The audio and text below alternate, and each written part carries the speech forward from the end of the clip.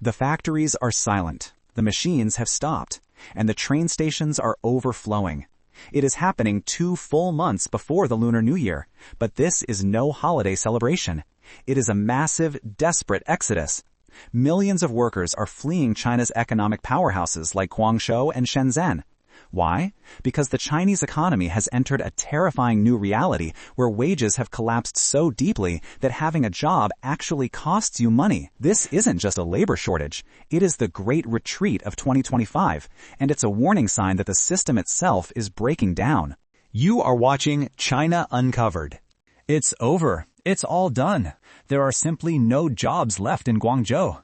Our friends from Hubei who worked in the clothing industry have all packed up and left. The situation in Guangzhou right now is so dire, there is honestly nothing we can do here. You see, these crowds are all heading back to Hubei. Hey friends, look behind me. Many factories here have absolutely no work right now. So people are starting to head home early for the holidays. It's a massive wave of folks returning to their hometowns. Just today, these dozen buses are all Hubei bound because so many factories simply don't have work. So everyone is leaving early for the New Year. In China, the Lunar New Year usually triggers a massive return of migrant workers, one of the largest annual migrations on Earth. However, this year, the return wave has hit much earlier than usual. With over 2 months left until the Spring Festival, stations are already packed. This isn't just about an early holiday trip. It's a flashing warning light for the economy. I've served businesses in the Yangtze River Delta for 16 years, and I've seen too many of these economic troubles. City rent is 1,000 yuan, meals are 1,500, plus 500 for utilities. Even if you sit idle, you still lose over 3,000 a month. But now, construction sites have stalled, factory orders dropped by half, and foreign trade orders have plummeted. Staying in the city just means burning through the hard-earned money saved from the entire year.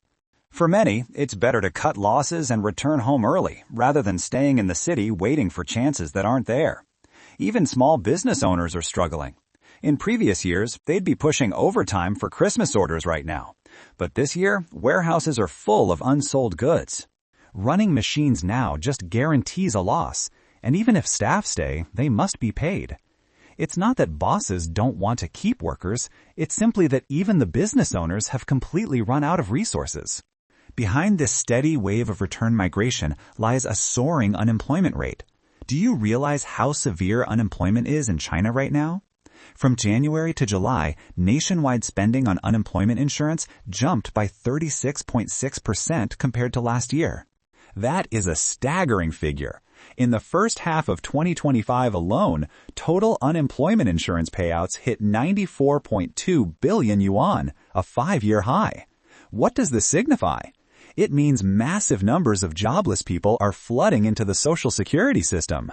It implies countless families face income disruption and the collapse of their primary financial support. It proves that unemployment isn't just an individual struggle anymore, but has become a collective, structural crisis for society. How many people now can't pay mortgages or afford car loans? If a couple both lose jobs, the family goes from dual income to zero instantly. These pressures aren't just cold statistics, they represent a very real, suffocating desperation. The demographic hit hardest is those aged 35 to 45.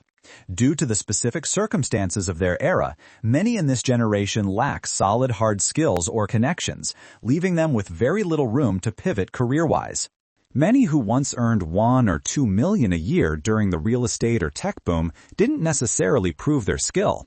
It was simply that the prosperous times carried them along. But now times have changed, and reality has become harsh and unforgiving. In many cities, finding a stable job paying 5,000 yuan a month has become a luxury. With a mortgage, car loan, no savings, and a family to support, even the slightest financial disturbance can trigger a total household collapse. Additionally, a strange phenomenon has emerged in many places.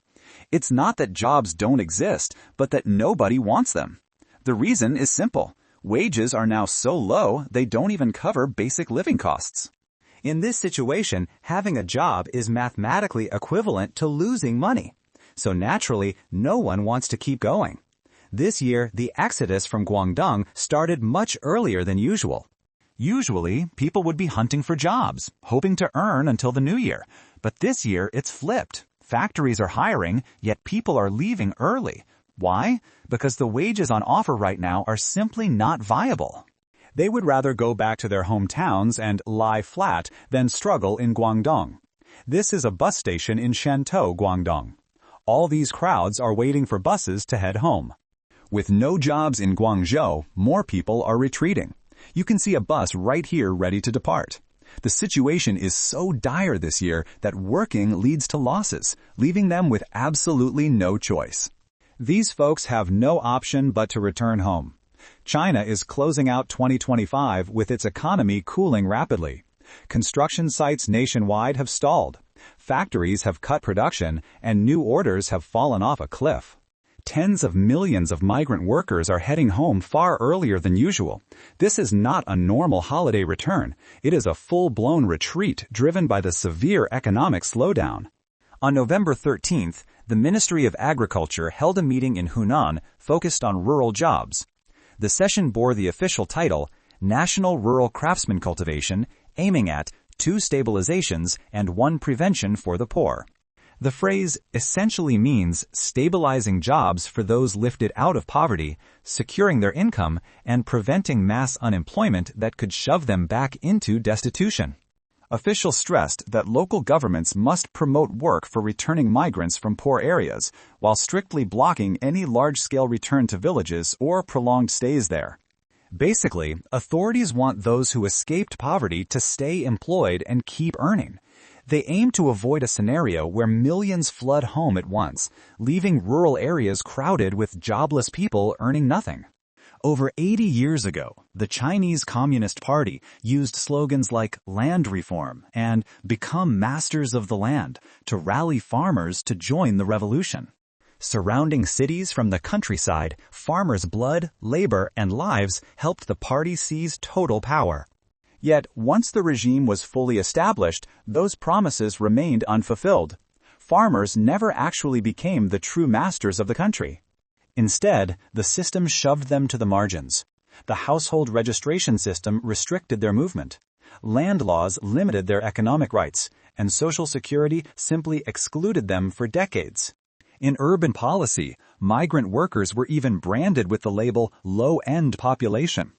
They went from being the revolutionary backbone to becoming disposable assets, moved, sacrificed, and ignored. Today, cities offer no jobs, while rural areas are blocked by policy from absorbing the masses who just want to stay. They can neither earn a living in the cities nor settle peacefully in the countryside. Millions of workers face a true dilemma, unable to stay where they are, yet unable to go back. Tens of millions are now trapped by the system itself, becoming silent victims of this economic crash. The hands that drove China's manufacturing power for decades, the backs that labored under steel and concrete, are now denied the simple human right to return home. 为什么不鼓励返乡治乡呢? First, let's look at the concept of returning to the soil. This refers to staying in the countryside long-term and giving up on megacities like Beijing, Shanghai, Guangzhou, or Shenzhen. Once someone decides to stay in their hometown, a practical issue arises immediately. Their Social Security might be cut off. Most people find it nearly impossible to keep paying Social Security contributions once they leave their city jobs. This interruption could create massive risks for future welfare, a scenario the government definitely does not want to see. The second reason is more sensitive. Many rural areas in China operate on a clan-based structure, where a single village might share 1 or 2 surnames, linking hundreds by blood. If huge numbers of young men return and stay, the power of these clans will grow rapidly.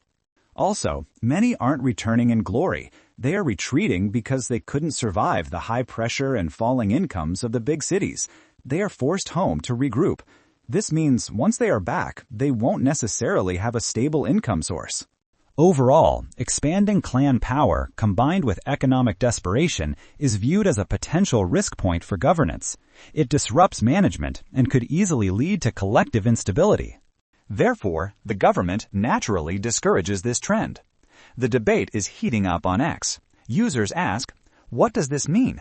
The poor can't go home, but they can't survive in the city? Does the government expect to pay their rent and food? Young people have seen the world now. If they gather back home, they might form anti-establishment groups. That's why authorities are nervous. Some add, it's easier to control people in the cities. If they return to the countryside, who knows what happens? What if another Dazexiang uprising starts? What if the countryside surrounds the cities again? The regime remembers its own path to power and deeply fears a peasant rebellion like those in the Ming dynasty. What stands out this year is an unprecedented shift. Large numbers of young people are also heading home. Migrant workers who once flocked to cities are leaving early, giving this return wave a distinctly youthful face. Yesterday, I went back to my village and saw something interesting. A group of young people had returned 3 months earlier than usual. I asked them why, and they said making money outside this year has been incredibly tough. Work is unstable and layoffs are constant. If they stay in the city, they bleed money on rent, utilities, and food. But home is different. Here you have a garden, chickens, and ducks. A bag of salt lasts days. The cost of living is practically zero. One netizen sarcastically noted that this wave of youth returning feels like a great escape from the cities. She said, 2 months before New Year, the return wave has already begun. Hangzhou East Station is packed with workers carrying woven bags, and even young people are buying them. In past years, this was peak season for labor, but now everyone is bailing out early because they physically can't stay. It's not that they are lazy, there is simply no work. Young people face immense pressure in first-tier cities. A 10,000 yuan salary looks good on paper. But after working the grueling 996 schedule for years, they haven't saved a penny. They can't even dream of a house down payment, so they might as well go home for a meal cooked by mom. The root cause is the shifting economy. Before, hard work was enough. But now, the nation focuses on chips, AI, and hard tech. Job requirements are skyrocketing, shutting out ordinary people and even college grads. This is the real reason the return wave exploded so early this year. More young people are sharing this frustration online. Mr. Chen, a young migrant from Shanxi, said most rural youth who borrowed money to start farming are now losing cash. 6 years ago, he returned to raise ostriches. After years of grinding, he earned only a modest income. Now I grow vegetables and keep animals. It beats the city, but the pay is low and the work is exhausting, he said. Another Mr. Chen, this one from Guizhou, spent 6 years in factories on the coast. The harsh conditions ruined his health, forcing him back to the land. He's been home for a month and is still adjusting. Honestly, I can't just rot here, he said. Returning home wasn't a choice. It was the only reality left. A typical case is 35-year-old Mr. Wang from Shanxi. After a decade away, he was laid off in Beijing last year. He survived on unstable odd jobs with high living costs, so he finally retreated to his village. His family has poor farmland, barely enough for food. Rural medical insurance now costs 400 yuan a year per person, an amount he struggles to pay. I earn 130 yuan a day when there's work. When there isn't, I earn 0. After expenses, nothing remains. My parents said, if it's not working, come home. Yet going home isn't a magic fix. Everything there depends on connections. Even washing dishes or working at a coal mine requires knowing someone. In response to the Lie Flat label, growing numbers of young people are posting about village life as a quiet protest. With a mix of humor and sadness, they document the calm days after returning. Some post photos sunbathing in the backyard, captioned, "If you can't keep going, then don't. Take a breath and go home." The first batch of Gen Z has already arrived home for the 2026 New Year. Many share their new routines online. Waking to roosters, eating mom's lunch, chopping wood, and gardening in the afternoon, then chatting with neighbors at night. Few seem to care about the government's poverty alleviation programs. Workers have already voted with their feet by heading home in massive numbers. They rejected the official line, proving no policy can stop this exodus. The reality is simple.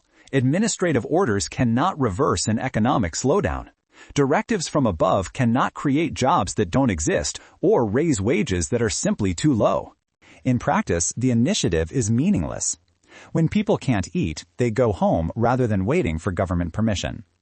On November 21st, Weibo influencer and scholar Du Jianguo commented on the new phrase, prevent large-scale return migration. He said it reveals the severity of China's slowdown. Growth is too weak to sustain jobs, so cities are shedding workers. Migrants have no choice but to retreat. The only fix, he argued, is returning to high-speed growth. Without speed, there is no quality, he stated bluntly. Du criticized the government's obsession with high-quality development, saying, if you chase only quality, you lose both. Only high growth delivers quality. I warned about this a decade ago. As the new year approaches, Professor Zhu Gobin of the City University of Hong Kong stressed there are only two real solutions. Make rural areas real places for business, which is extremely hard, or have cities create enough jobs. Nothing else works. Top-level plans won't fix the root problem.